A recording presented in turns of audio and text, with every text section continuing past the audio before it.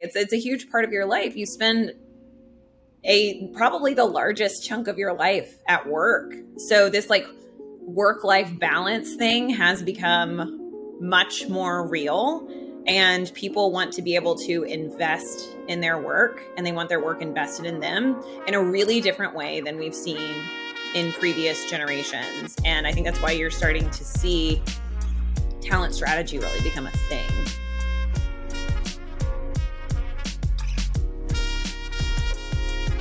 HiredUp podcast. We are back. It is hiring talk today with Josh and Brianna.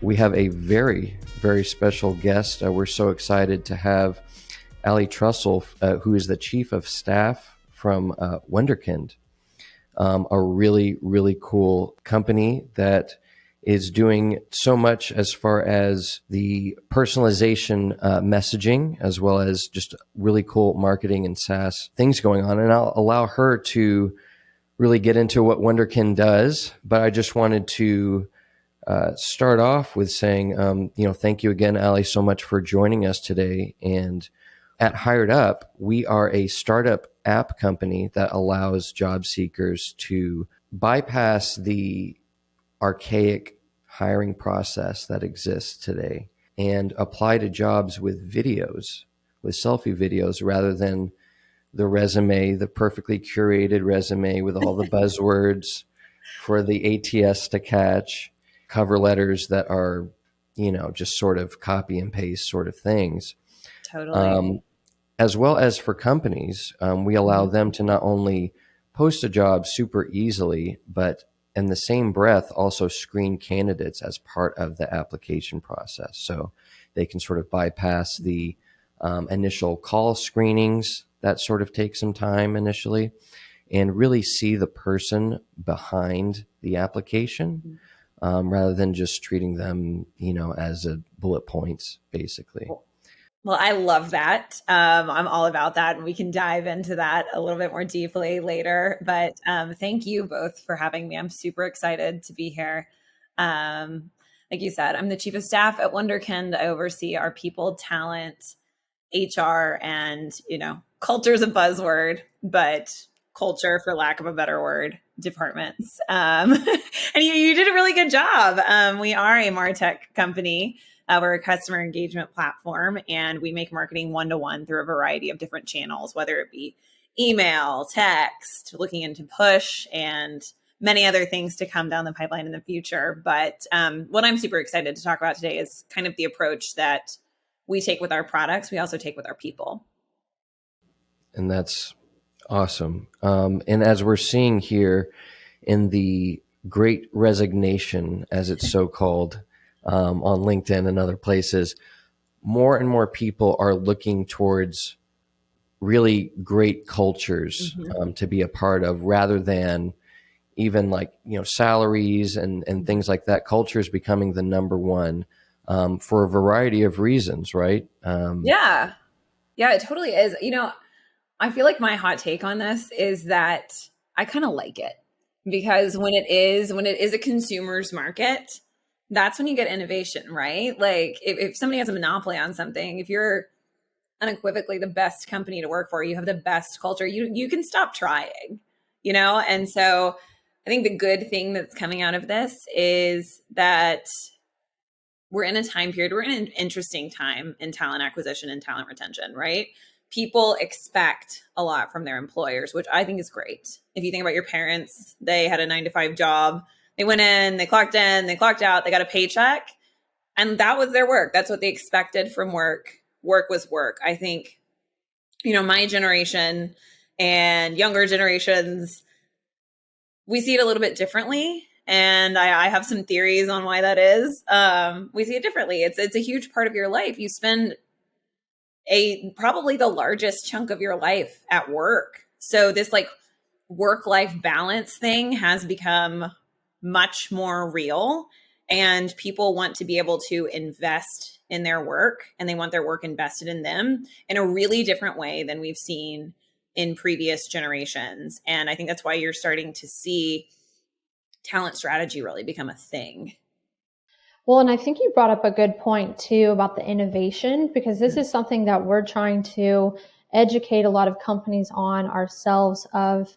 You can't be doing the same thing that you've always, been doing in the past and expecting a different result.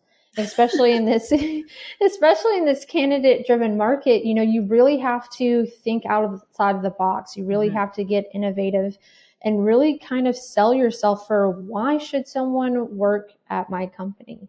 And so I love that you brought that up, because I think more and more companies need to shift. I'm kind of relating it to whenever e-commerce first became a thing, and Yes. there was a lot of people who were struggling to get their business online, or they didn't really see the vision yet.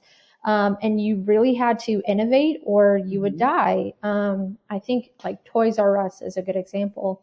They were never able to get their business online, and so they ended up, just kind of falling by the wayside. And so I think a lot of the same is going to happen with companies today. You really need to innovate with your talent acquisition, or you're going to get left behind by these candidates. I know. R.I.P. Toys R Us. I remember it fondly. Right. Oh yes, Blast from Power the past right Rangers, there. Furbies, Tickle Me Elmo, like all those. Oh yeah. It used to be like the most fun place to go. I totally agree with you, and I think that it is something that I think we've always put a big focus on. We're a cast of characters over here, and I say that in the fondest way possible, which is great. And I think it fosters a culture of creativity to have people from a bunch of different backgrounds, which I know is not an anomaly in the tech space, but we are quite the group of weirdos over here. And it's really been a focus for us this year, looking at what we can do to excite talent coming through the door. And then equally as important, how you keep them excited and how you keep them sustained. And, I've approached this from a couple different ways. And I think you have to kind of go all the way back to March of 2020, when like the whole world turned upside down. Humans are adaptable. They're averse to change, but they're adaptable. And, a lot of people have talked about shifting priorities during COVID. It was like everybody freaked out for like 4 months, adjusted to the new normal. And now they're like freaking out again because there's another shift that's coming, which is totally normal. People don't like change. Change is scary. And in some of that change, you had, forced reflection, I guess. And I do think there has been some shifting of priorities, and people are now seeking out different things in their job. And so understanding what those things are and maybe being able to latch onto them.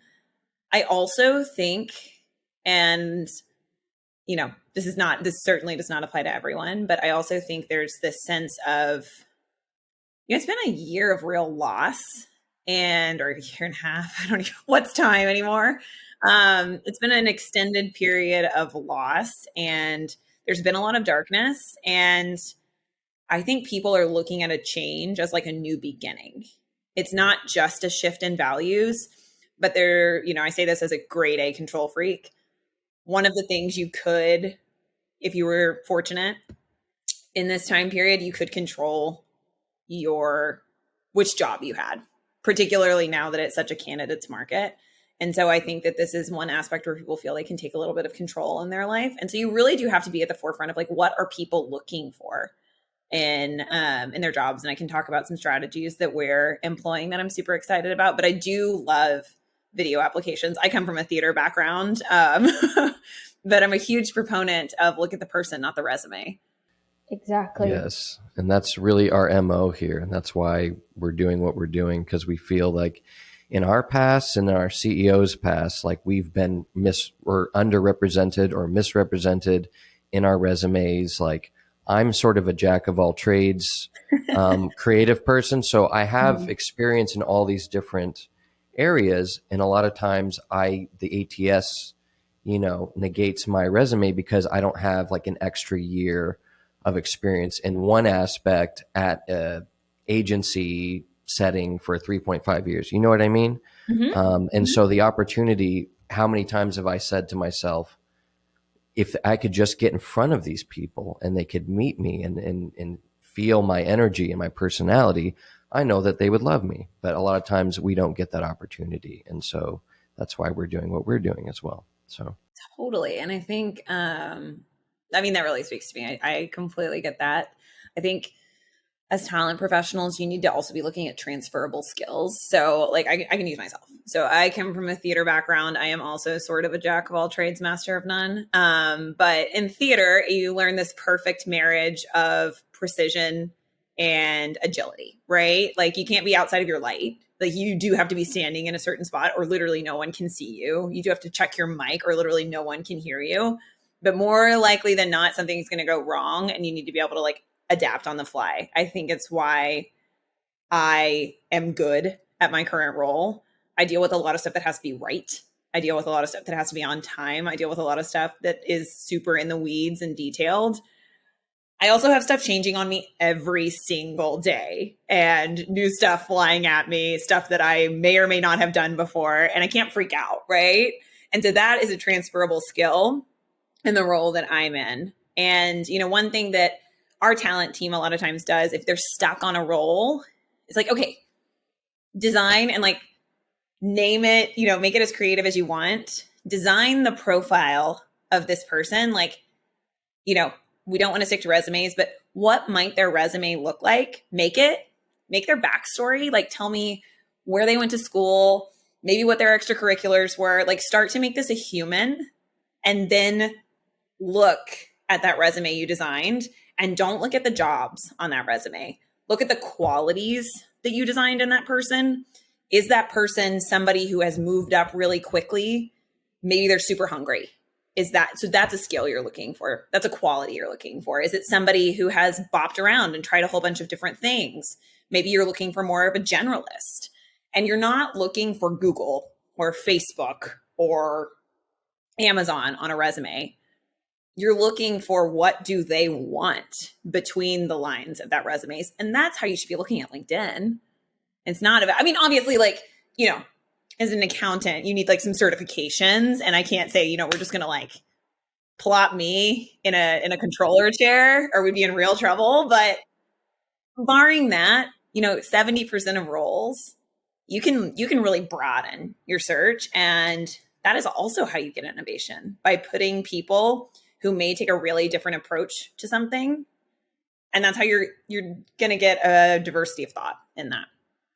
I love that. Absolutely. And putting people outside of maybe their comfort zone. Maybe they've been in one type of role for so long and you do want to, you know, they have great skills in this role, but maybe you want to see them grow. And that's part of what you do, right? You foster these talents, you know, and help them grow and help them get outside their comfort zone and learn new skills and tackle new challenges. And that only benefits the company as well as the staff member, right? 100%. And we're really big on like, what's your unique talent? What makes you super special? And I remember my CEO for a long time, he would tell me he was big on like doubling down on what you're great at and like being okay at the stuff you need to be okay at. But like, don't spend all your effort focusing on that stuff that you're not passionate about, that you just need to be okay at. But like double down on the things that make you really special. And I think that's something you see across our branding, across our company. And that's something that's always been really important to me. And we've actually designed a full like talent development system sort of around that mentality. I was going to ask how you guys really kind of dive into that. So is it just like with the projects that you're given? If you're really great at this one skill set, are you given more of those type projects? Like how do you guys in your company double down on the skill sets that you're really great on? We have to identify them first, right? And sometimes people are super self-aware about these things, and sometimes you need a little bit of digging. Not everybody's coached on like dig inside and find what you're super passionate about and what you're super great at. So this was one thing. I was sitting in front of my Zoom screen last December. I'm an office person. I prefer to be in the office. I'm actually leaving for a trip tonight, so that's why I'm not. I had to pick up my laundry. But I was sitting in front of my Zoom screen last November and I was talking to one of my mentors.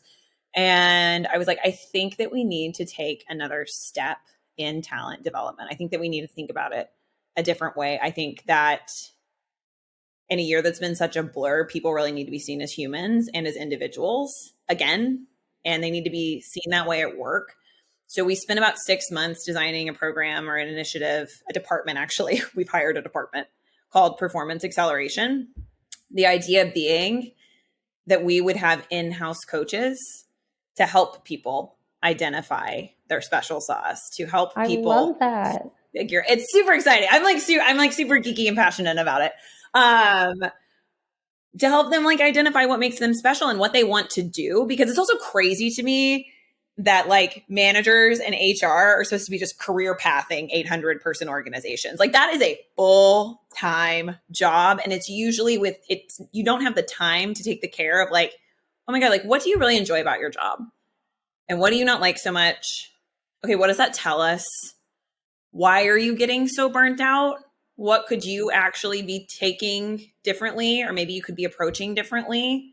How can you set a boundary to actually help you produce more? Like nobody's taking that because they don't have that luxury. No one is taking the time to understand that. And so we're just like, what if we try it? And so we're actually piloting it starting this week. Oh, that is fantastic. so cool. Congratulations. Thank you. Thank you. We have hired some phenomenal women to lead the coaching, and the organization seems super excited about it. But I really am a firm believer that if you're happy in your job and you feel seen in your job, you're going to do your job a lot better. Of course. 100%. 100%. And I think that's fantastic what you guys are doing. The other thing I do like talking about as far as burnout too is for people to identify, because a lot of times people put all their eggs into their workplace basket in order to like feel fulfilled, right? And I tell people, I mean, no one basket's going to make you fully fulfilled. Like you have to, in your personal life, you should be doing hobbies and activities and doing things on the side. And your workplace should be encouraging that, because the more that you come to work with a full cup, because everyone's giving at work. I mean, the better job that you're going to do, the better relationships you're going to have at work, the better the whole workplace is going to be. So 100%. I had a theater professor in college who like every now and then would just give us a random Friday off, and she'd just like send an email and it would just say like, go feed your soul today to make you a better actor. Which is true. And it was always, I mean, like, I'm not sure that we like went to a museum and absorbed art. We just like went to the bar and drank all day. So like we didn't take advantage of it the way that we should have. And hey, you're feeding your soul is something. Yeah. yeah, we're full something. So we didn't properly use that, but it is something that has stuck with me throughout my life. And it's something that we're super passionate about here. I mean, we are a tech company in every sense of the word. We move fast, we change fast, we produce fast. We like fast, we talk fast. It's the name of the game. Yeah, totally. We're very we're headquartered in New York. We feel very New York in that respect. Right. But you're so right. If you're neglecting other parts of your life, you're going to feel burnt out. And just by nature of our business, Black Friday, Cyber Monday is like our Super Bowl. So anyone from Wunderkind listening right now is gonna be like, I'm so busy. But we are hopefully at some point in a methodical, organized way working towards a 4-day work week so that people really can have that day for themselves. That's not, weekends can become a little bit less about yourself. Like by the time I get to Sunday, I'm like, I've got to do my laundry. I've got to go to the grocery store. I should probably try to sleep today. And it just like, it doesn't become this day for you to fill your cup. It becomes this day to check things off. And so if we can shift to a world and like, we don't have this figured out yet. Like we don't have the perfect science or perfect roadmap cracked. But it is a big focus for us because, again, I think that if you are happy and fulfilled and able to, continue to learn things about yourself and continue to develop yourself outside of work, you're going to bring that inside of work. Absolutely. And so you guys have done such a great job with building your culture. Is this something that started from the very beginning as a focus for you guys? And how did you guys go about that initially? And what advice can you give for other companies looking to really, make a change in their culture in order to attract top talent? All right, cool. I'm going to try to answer this. And if I go off the rails, you can drag me back to like one of the A, B, C of that question. So did it always exist as part of our company? I do think our culture has been developed super organically. Our CEO, Ryan, he's a character. But what Ryan is really great at, and what I believe is Ryan's best skill, is recognizing the unique and special in people. You talk about a guy who ignores a resume. Like if he meets you and sees something in you and thinks you're unique and cool, he bets that you're also really smart and driven. And 95% of the time, those things go hand in hand. And I don't mean cool and like outgoing and fun. You can be super introverted and, like into one thing, but so passionate about it. And that's also cool. So I mean cool in a very broad spectrum. But I think that is his greatest skill. And he's always been drawn to people who really do have this drive to understand humans, because that's what marketing is based off of. So like this curiosity. I think the company was developed on creativity and curiosity. Ryan's a CMO by trade. He's a product guy by nature. So he's not your typical business CEO. He comes from a much more creative place.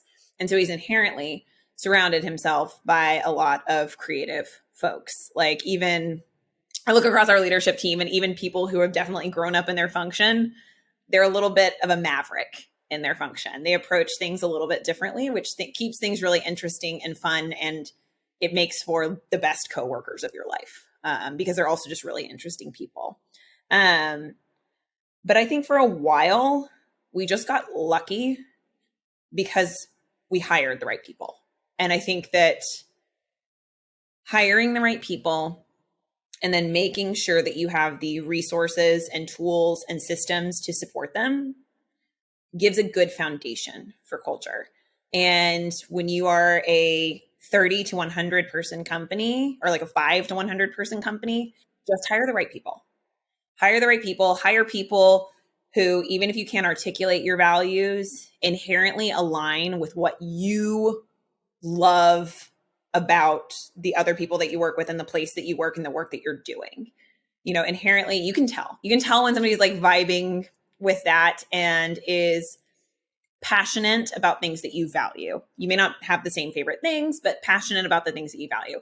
And for a little while, that's, in my opinion, my humble opinion, I'm by no means an expert, but in my humble opinion, that's all you need for a while. We designed our core values about 8 years into the company existence. And Ryan was super insistent that like we hadn't earned them yet, which was I was like, what are you talking about? I was like, everybody has core values. They just like put them on a poster. He was like, no, they don't. No, they don't.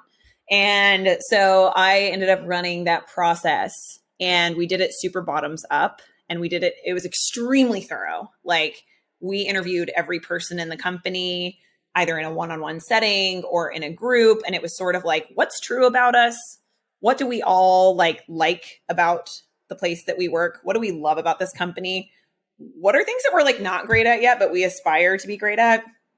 And the beautiful thing was, because I think we've taken that mentality of just hiring good people who are passionate and curious and creative, there was alignment already. So it was very, very, very easy to solidify them and articulate them and be able to present them back to the company. And it had been such like a buildup that I thought I was going to be nervous. But when we were presenting them back, I realized, and you could see the reaction from people, is that people got very emotional because they were true. We were able to finally articulate them. And, our values are come hungry, carry each other, drive undeniable performance, respect people, privacy, and ideas, and bounce back. And it was so cool to listen to members of our leadership team talk through specific moments where that value had really like carried the company. And because they had anchored in on that, they'd gotten through either a tough spot or they'd been able to 10x something.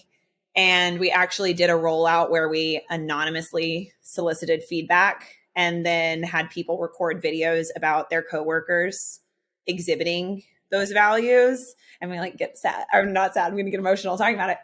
but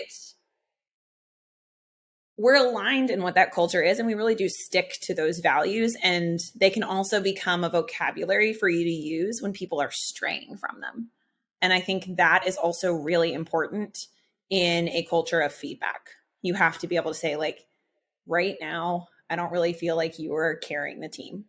And not like you need to carry the whole team, but like, you know, tap into a little more, carry each other right now.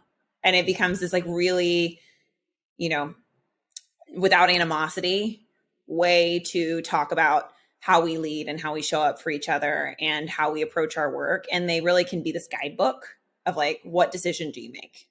So I think that is super important in a good culture. And my other thing is like super tactical. It's clarity.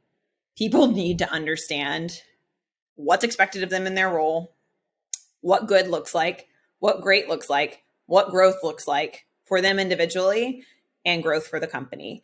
I actually think that like culture is anchored on good people who are passionate about what they do and clear about where they're going, or at least clear about what they need to do that day. I'm not saying that everybody has to know exactly where they're going to be in 5 years. In fact, I don't, but they need to know what good looks like, you know, because people like to meet expectations. I don't know anybody who's like, I am down to just disappoint everyone around me for the rest of my life. Probably in a bad culture setting. Right, probably so. There's probably someone out there. I don't want to work for that sabotage everything, you know. How many employees do you guys have in your company? Oh my gosh, it's changing every week. So we've more than doubled in size in less than a year. So we are hovering at about 750 right now, and we're headquartered in New York. And we have offices in Indianapolis and London, and more coming soon. And we obviously have some scattered across North America and various places. Very cool. Sounds like a fun place to work. That's fantastic. You got, I mean, you're literally speaking our language and all the content that we make. I know. I feel like we all get along really, really well here. I know. This has actually been one of my favorite podcasts so far, just because it's like everything that we've been talking about here at HiredUp. We're able to talk to someone outside of the company, and they're echoing all the same things that we're talking and trying to educate people on as well. Well, I selfishly think that means we're doing a good job. Absolutely. Absolutely. And so, especially, you know, coming from a theater background, I come from a film production background. Oh, cool. Actually. Okay. And I actually went to Emerson College, so they have like a giant theater program there. So but especially coming from that sort of background, and you being the chief of staff at Wunderkind, talk to us about how important good communication is. Oh God. I'm trying to like tie this into my career trajectory in some way. I mean, I know it's important, and it's how I have probably gotten every single job. I like to joke that like my greatest skill in life is that I can be totally unqualified for something, but I can make you believe I'm qualified long enough for me to actually get qualified. And so if I look back, like I moved to New York with a theater degree. My parents asked me to save up a bit of money. So I saved up a bit of money, lost it all within like the first year, worked about 5 jobs, none of which I was qualified for. And like not lied my way into all of them, but like definitely talked my way into all of them. I remember I was working as a cocktail waitress, or I had gotten a job as a cocktail waitress. I'd initially been a hostess, but I was like, the waitresses are the ones making a ton of money. So I got to find a way in there. And it was this very tough interview process in which you had to know a lot about cocktails. You had to know a lot about wine. You had to know a lot about food. And like, I had grown up in Texas on like fast food and like never had more than a $12 bottle of wine in my life. And so I was like, I won't pass that quiz because they don't let you study for it. And I was like, if I could study for it, I could memorize it, it would be fine. But they make you take it on the spot. And so I waited, and one night, one girl got fired, and he needed someone to jump in. And I was like, I can do it. I can do it. And he was like, okay. And it was fine. It wasn't great. Like, it was by no means great. I was just asking for help right and left. But he ended up not making me take the quiz. And he was like, you just showed up at the right time. You don't have to take the quiz, but he looked at me and he goes, I don't know if I can curse on this podcast, but he was like, you do have to understand what the fuck you're talking about next time. And I was like, okay. And so I went to my favorite bartender at the time and I asked him, I was like, can you teach me about cocktails, about wine? And he was like, yeah, if you can tutor my son. He had just immigrated to the United States and he needed someone to check his son's English homework. And I was like, actually, I'm good. I'm good at grammar. I can help.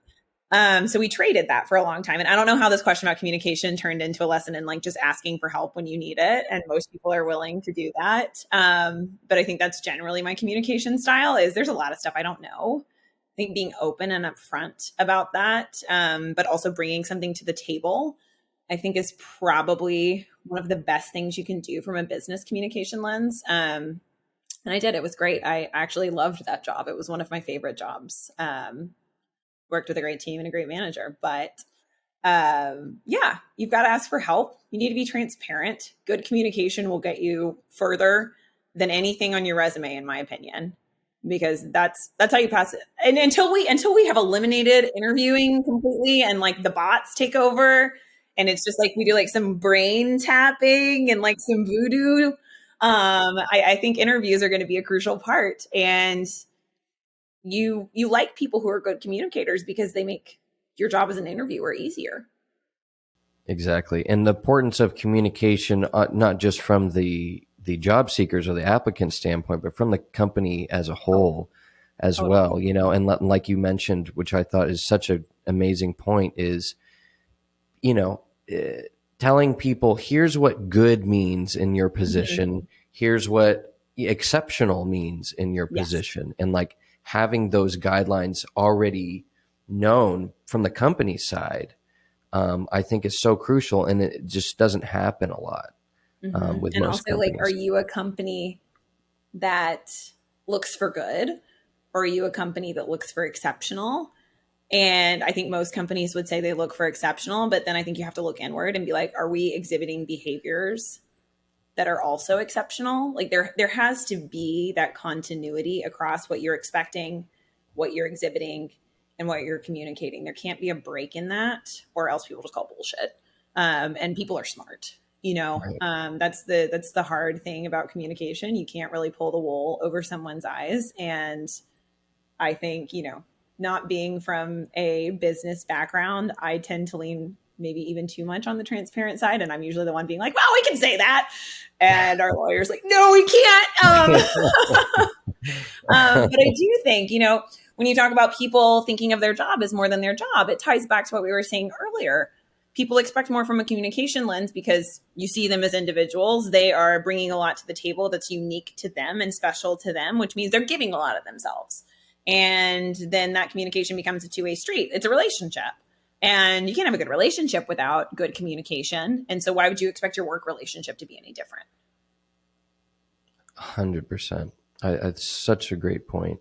And that sort of leads me into, you know, what you guys are doing at Wunderkind there as far as communication on an individual level and how much of a difference that makes. Oh yeah. Talk a little bit about that and what you guys are doing over there. Sure. And so I won't get super technical on you because, well, I can't. But like super easy example. You can tell when you get a spam email, right? Like you can tell when you get a batch and blast email. Right. You delete it. Right. Like or it gets like in the abyss of Gmail, like my personal email account with like, you know, 50,000 messages, they just never get opened. But if you get like, I actually enjoy getting personalized emails. They're the emails I want to open. Like I know the places that I love. And if I shop there a lot and they happen to be using something like Wunderkind, they're going to send me a beautiful personalized message and it's going to be stuff I want. And therefore it's going to be stuff that I buy. And it's actually how, when I was thinking about talent strategy and thinking about performance acceleration, I was like, our product does this so successfully. Why aren't we trying this as humans? Like, why aren't we trying this with people? We know marketing is best one-to-one. My gut is growth is too, because everyone's unique. Everyone likes to buy different things from different stores. Everybody wants to grow a different way and take a different path in their life. Everybody has different motivations for walking through that door, and everybody has different things that make them happy. So it's really it's a really easy leap to make, because we've seen over the last 10 years that this is how people spend money. And, like a job is like a subscription cycle too. Like you want people to resubscribe to you. You want them to stay there.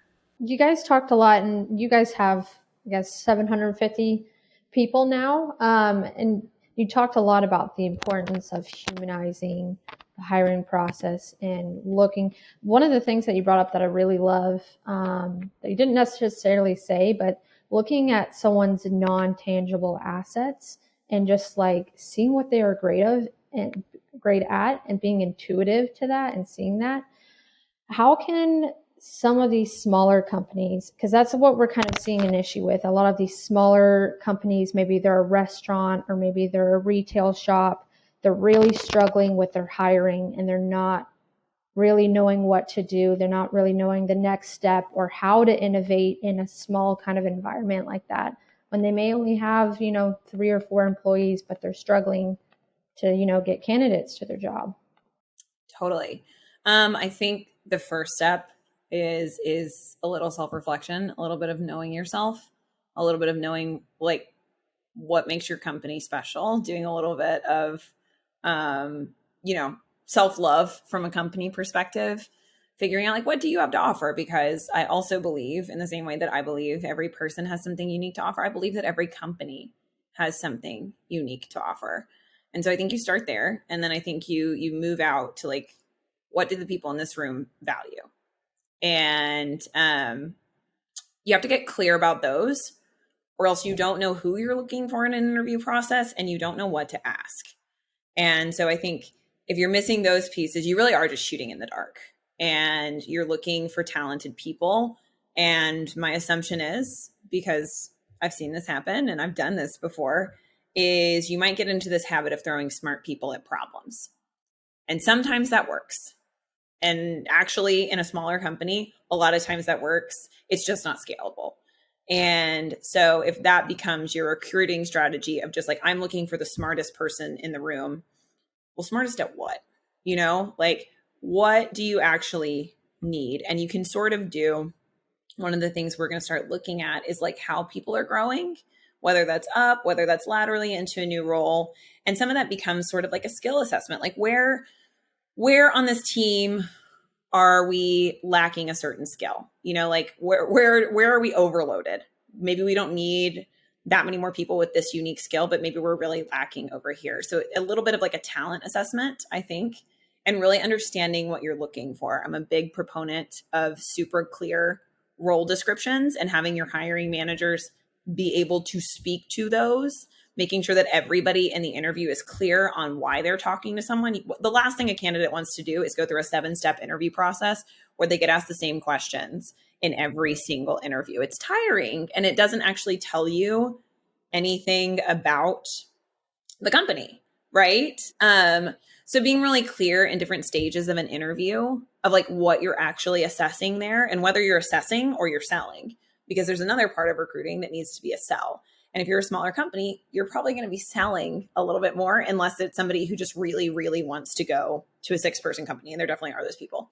So I think those are some good things that you can start with. I think it's none of it's rocket science, but also network, go attend things virtually and in person, but you need to be really passionate about what you do. Like, I don't think people are drawn to like exactly what your product offering is, unless you're saving the world. Like, I do think people are attracted to that.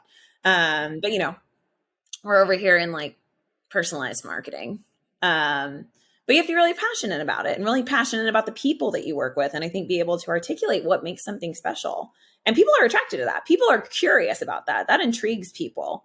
So I think the more that you can do that, the better off you'll be. And do unique recruiting. I think like our first 20 people were people Ryan just found around New York. And he would go to somewhere and he would be like, that was amazing customer service. I'm going to recruit you.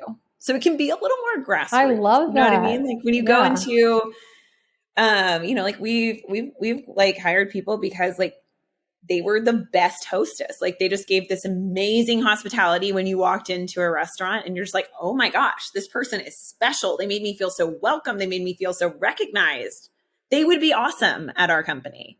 And so there's a little bit of that. And like, it's a little weirder in a hybrid world, but there's a lot of, and then the way you make friends, it's kind of like, you can kind of like do some recruiting that way. And also people like to be seen. And so if you're like, you're amazing, this is what's amazing about you, we could really use some of that amazing. Do you want to come talk to us? Right. Yeah. I love that so much. That's great. That's great. One of my last questions would be, and you probably have already answered this in some way or fashion, but what would be your biggest tip to any company out there, big or small, who is struggling to hire right now or struggling to attract candidates to their job? What would be your number one tip that you would give a company? I mean, I'd make a big pivot, honestly. And I would not be afraid to start from scratch. Because I actually, if you're really struggling to hire someone right now with like the Great Recession or whatever people are calling it, there's also a lot of talent out there. So if you're struggling to find some of it and you're struggling to bring some of it in, I think you need to like let humility take over and just start over. Like, and also figure out what is your sell. Like, because I think what you're probably missing is your differentiator. Like what would make somebody come work for you? And if you have that wrong, again, people can sense that and it's not going to come across as authentic. And right now, I just don't think people are down for anything that like comes across as false or not genuine. It's just like, again, it's like this rebirth of humanism, I think. And so if any of that is feeling false in an interview process, you're probably not going to close people. I don't think it's about money. I don't think it's about, company size. Right now, I don't think it's about location. It's just, you probably need to talk to someone about what's special about you. And the same way we're talking about coaching, like help someone or help, figure out how to articulate what your differentiator is and be confident in why somebody should work for you. 100%. Well, Alli, you have come with such wisdom on the show, and we so appreciate it. And it's just we definitely want to continue this relationship, and with Wunderkind especially, we think you guys are doing an amazing job over there, and we'd love to have you back on sometime as well. I would love that. I had fun. Yeah. If you're ever in Texas, let us know. I'm from Texas. I know. Yeah. We're based in Dallas. We're in Texas. We're based in Dallas. So. All right. Yeah. Hi, friends. Okay, perfect. That's funny. Yep. Next time I'm in Texas, I'll hit you up. Yeah. Yep. Our office great. is in downtown Dallas. So. Yep. Oh my gosh, my sister's office is in, I think it's in Uptown. I don't know. Geography has never been my strong suit. So we're in Dallas. Yep. Well, if you're ever in town, come visit us. Yeah. All right, y'all. Thank you so much. All right. Thank you so much, Alli.